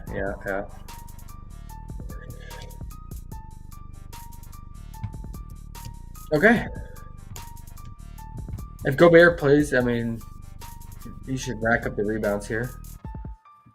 Warriors really struggle against bigs on the glass, so. But he's been out for a little bit of time here, so he might be limited. Who knows? We have to follow that injury report. Pacers, Lakers. This one, I think, if you wanted over that game, the Pacers, Lakers, and Thunder Bucks are probably the ones to go with or feel comfortable with. But again, it's an NBA Sunday.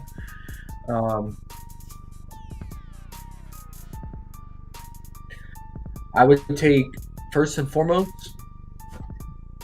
Anthony Davis free throws. He's probably going to live at the line tomorrow because it's the Pacers. And then Halliburton's fantasy. Woo, back to Hallie. It's a great fantasy spot for him, and yeah, And what do you just have? What do you just have against the Warriors? Like 60, 70 fantasy? He did go off, didn't he?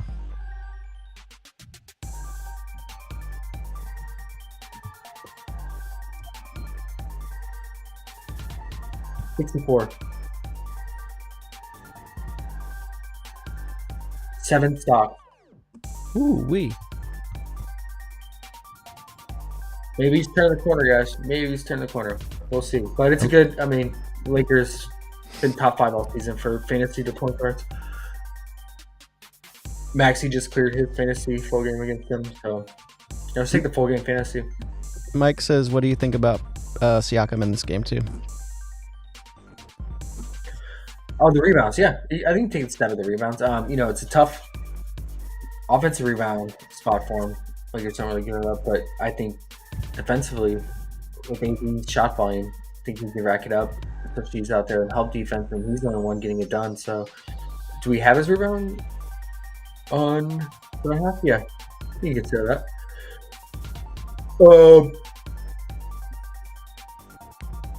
What's his RA? 10.5? Or we don't have it? We don't have Probably don't have it.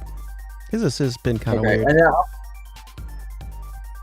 I'm gonna put Halliburton's Pierre here, but this is like a placeholder for his fantasy. I definitely think we want to stock upside and the assists equaling 1.5 fantasy per assist. So, because I see him getting like 10 assists minimum here with this pace. Now, what would you be looking for when you have this that we're looking out for tomorrow? What free throw number do we need for AD to like the play? And same with fantasy for Hallie. 5.5 max. Okay. Fantasy 42.5. Okay, I'm gonna put an asterisk by the ones that aren't actually on the board that we're looking for. That way we'll remember. So the fantasy said 42.5 max. Okay. Free throw 5.5 max. Okay. But I'll tell you what, man. We had that discussion. What was it 2 days ago or yesterday? It's all running together for our streams, but we talked about how you can take advantage of PrizePicks for those particular props that aren't available in books, like free throws, dunks, fantasy. They've been holding back on them, man. Not the fantasy. The fantasy actually held back today on 3 teams, but the free throws, it was so dry today, and then there was no dunks. There were no dunks whatsoever. Well, that brings us to this question he just said. When do y'all usually place entries? Is it better a little after midnight or tomorrow like noon? And that's kind of like what you're saying. So tonight we try to find the value for the more normal-ish plays, and then tomorrow's when they give us the fantasy, the dunks, the free throws. So we try to kind of figure out what they're going to give us and get ready to see when it pops on the board. So that's what we try to do right now. So both. And then right when it pops on the board, whether it's in the morning, and it just depends on the team too. Like, if they have like questionable tags, it's going to hold up on the props.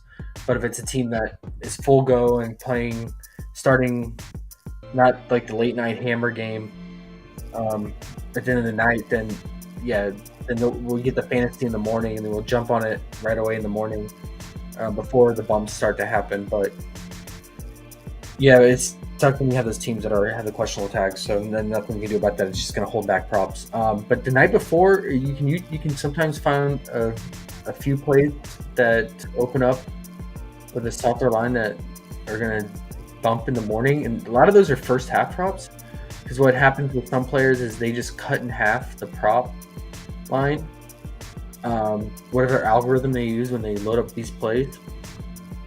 They just cut it in half, but sometimes you have a player that has a higher usage rate in the first half, doesn't really play in the second half, loses out in minutes in the second half, so their total line is lower than what they're doing in the first half. That makes sense. So when they cut it in half, that's where you can kind of find value in that sense. And then what they end up doing is that they adjust the first half the next morning.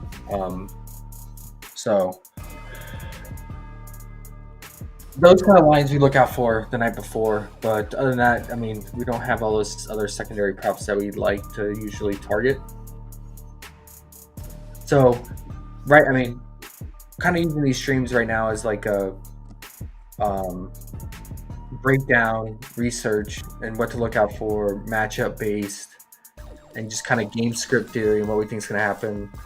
Just to help people give an idea, if you want to listen to it, use it as like a tool set if you're trying to decide on a prop or something like that. But it's been hard lately to find value because we're getting towards the end of the season. We have so much data on these guys, and the lines are tight, and yeah, we don't have the normal props that we'd like to target the night before. So,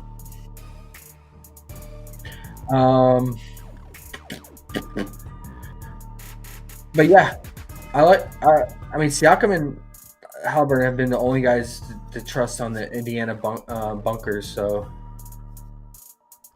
to explain that one part, now you have his PRA in the queue, but not to confuse, that's not really the play you want. You want his fantasy tomorrow, right? Yeah, guys. Okay. Yeah, guys that have high stock upside and high assist upside, it's so much better to take the fantasy, in my opinion, because assists, you gotta remember, it's 1.5 fantasy per assist. So a guy that averages over 10 assists, you do the math, it adds up, and sometimes the projections on their fantasy are off on that, and how much fantasy points per minute they actually average. So, and then they pick up maybe one or two more assists than normal, or they pick up one or two more stocks than normal.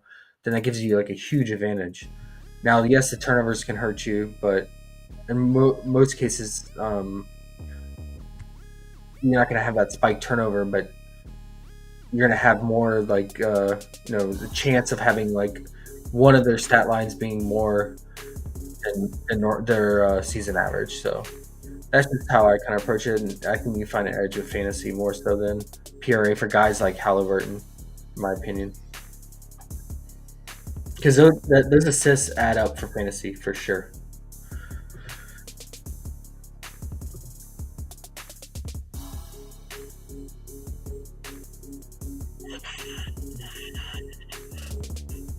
All right.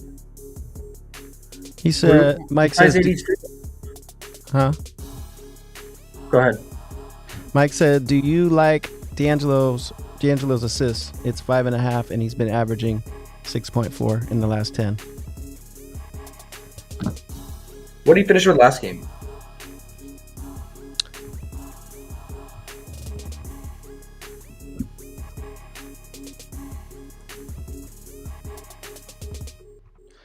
D'Angelo Russell, 6 potentials, 3 assists. LeBron led with 13 potentials, got 6 assists. Austin Reeves had 12 potentials, had 5 assists. AD had 7 potentials, had 4 assists. And then Russell was 4th, 6 and converted 3. And Shitty Dinwiddie only had 2. Yeah, man. He's down on the totem pole.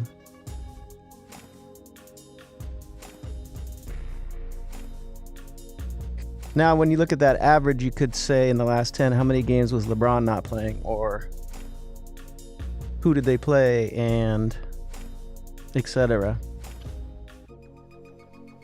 So you can't just look at that number. You got to dig into those last 10. Indiana's a good matchup, but yeah, the pace, right? There's gonna be more shots going up. I don't hate it. It's just fringe. It's just gonna it's gonna fluctuate between all three of them. But the pace makes sense, right? The pace makes sense. More possessions, more shots going up. So I don't mind it.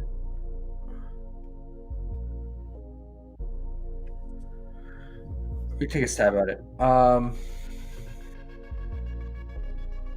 Frankie G says, "Let me see your past entries." Past entry? Sure. My past entries? Oh, thanks. Oh, you want to see a bunch of green lines? Hold on. Let me pull that up for you. What did dude say in the one?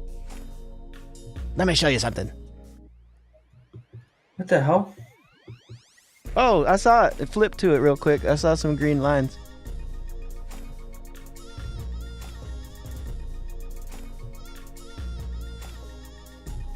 J Nug says somebody's over strikeouts and he's over hits too. Let's effing go. What? Big Nug's talking KBO. Oh, he's over hits? Nice. Yeah, we said take his over hits and under strikeouts, but at least he went over the hits. KB Escobar says, what do you think about Ant-Man's RA in this game also? If he's playing, I know. Who? Anthony Edwards. Man. He hates taking Anthony Edwards. It's so inconsistent, dude, but yeah. A good spot for him. What are you doing? Tying your shoe? No, I was checking KBO. Lizard. All right, what we got? Well, he wanted to see your slips. Anything else from Lakers? It's always the same. Anything else? Isn't it always the damn same? Huh? Man, I hate PrizePicks, bro. No, you don't. You love them. They have KBO. What other place has it? Underdog. Same props though. Well, Underdog doesn't let you game stack either, though. We're like a batter going against the pitcher for KBO. Frankie's still waiting to see your slips. He don't believe you. And J Nug says, what do you think about that Aaron Gordon RA yesterday? And Matt says, I bet you're locking in Aussie ball. Oh, he said, are you locking in any Aussie ball? Oh, yeah. We can do Aussie right now. You have 4 minutes, I think. And then Frankie says, how often do y'all hit 5 and 6 mans? Frankie, you have come to the right guy. He hits all those all the time.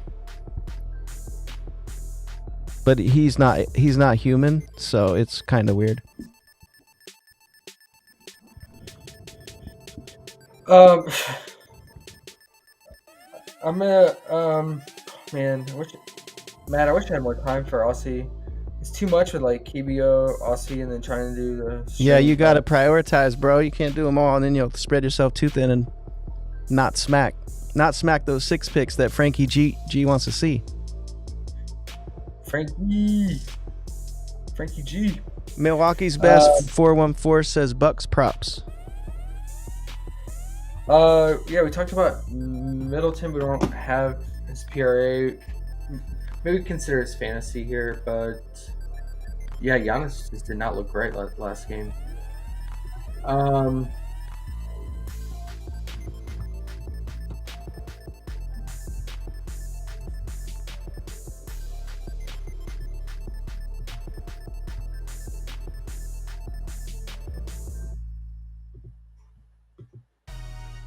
Clark's been hitting those threes, man. Back at home, I think, right? Shit, you can even consider his points too. He's been very rock steady. Like DLA too, man. They can't stop him. He's like, I got a minute 39. I got to get these slips in. Hold on. There you go. Is that it? The 5 pick? Oh, I want to play them in the same. So, I mean, they could both hit, but fuck it, why not?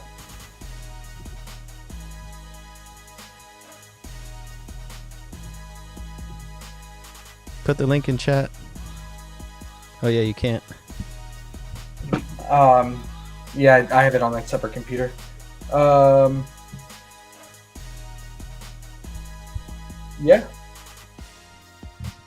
Give me a pick, guy. I'll go light tomorrow, man. Sundays are weird. They're always weird. So we're looking out for Bobby Portis at 12 PRA first half. We're looking out for AD's free throws if it's 5.5. We're looking out for Hallie's fantasy if it's 42.5 or lower. Couple unders, Maxi's assists, maybe. Which ones do we have to put in tonight if we want to play? Nothing, huh? There's nothing really amazing tonight.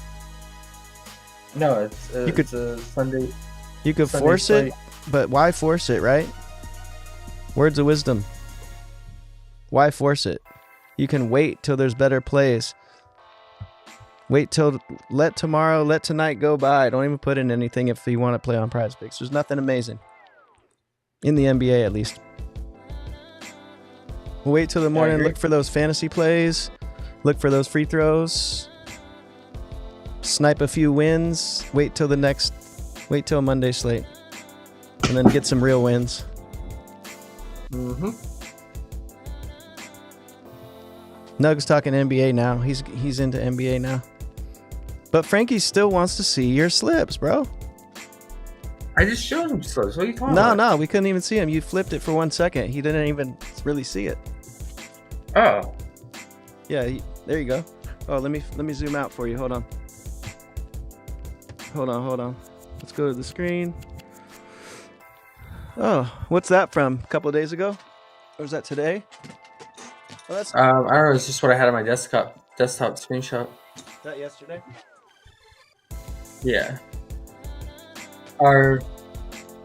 Yeah. Either yesterday. All days fucking running together for me again with the stream. All right. Sean put a goat emoji up for those, I think. Last 2 days we went 8 of 10 on our top 10 plays. This was March 22nd was yesterday, right? Yep, we went 8 of 10, and then 2 days ago we went 8 of 10. So it was a good stretch. Today was horrible, man. Saturday's like NBA.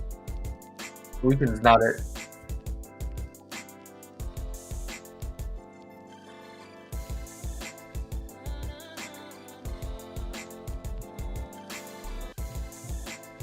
All right, guys. Back at it tomorrow.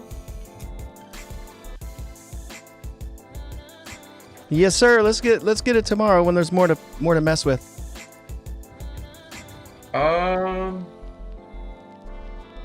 Yeah, it's really not much. I mean, in terms of like anything potentially bumping, like none of this is gonna bump, so you can wait on it. I mean, maybe I think the only thing that could bump is like the maxi assist, right? Yeah.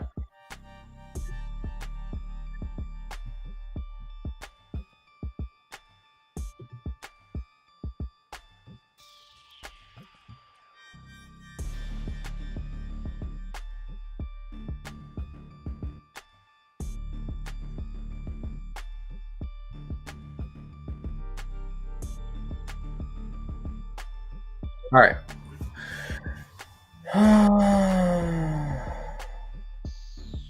All right, guys. Hope you guys have a good weekend. Underrated. Appreciate it, man. Yes, sir. Sorry, this slate is what we have is not it, but it's what we had to work with, man. I will Milwaukee's say that on Sundays there usually are a lot more unders than overs. Or that's usually the case, but I feel like on Sundays even more so. I don't know if you agree, Underrated, but it just seems to be that way. That what now? I'm sorry. Link in the description for the Discord. It says Milwaukee. Sundays are. I feel like unders are way more common. They're prevalent than any other day of the week in NBA. And you're still not listening to me.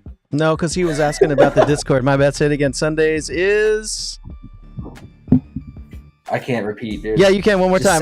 Don't make me rewind it. Sound the horn and let's yeah! Let's sign off. Sound the horn, he says. Fuck yeah. All right. Oh god. Later, guys. Later.